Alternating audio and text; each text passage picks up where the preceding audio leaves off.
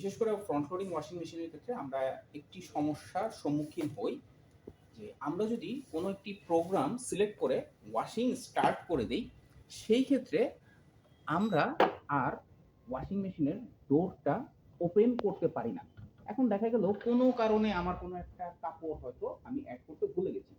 তো আমি যদি আবার নতুন করে কাপড় অ্যাড করতে চাই, সেক্ষেত্রে আমাকে অপেক্ষা করতে হবে পরবর্তী ওয়াশিংয়ের জন্য। অর্থাৎ এই ওয়াশিংটা শেষ হবে, এরপরের ওয়াশিংয়ে আমরা আবার নতুন কাপড়ের সাথে এই ভুলে যাওয়া কাপড়টাকে অ্যাড করব।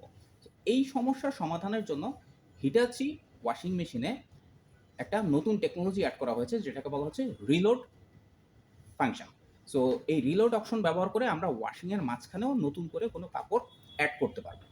তো আমরা একটু দেখে নিই যে আমাদের হিটাচি ওয়াশিং মেশিনে আমরা কিভাবে রিলোড ফাংশনটি কাজ করবে। তো এইখানে যখন এখানে আপনারা প্যানেল দেখতে পাচ্ছেন, এইখানে এই যে লক হয়ে আছে, ডোরটি লক হয়ে আছে। সো এখন আমি যদি কোনো কাপড় অ্যাড করতে চাই, সেই ক্ষেত্রে আমাকে এই স্টার্ট অ্যান্ড পজ বাটন এটা আমাকে 3 সেকেন্ড প্রেস করে ধরে রাখতে হবে।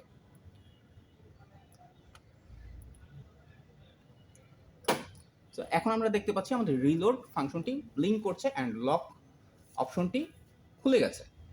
সো এখন আমি কিন্তু চাইলে এই ডোরটিকে আবার খুলতে পারবো এবং খুলে এখানে আমার প্রয়োজনীয় কাপড় অ্যাড করতে পারবো। অ্যাড করে আবার আমি ডোরটি লক করে দেবো।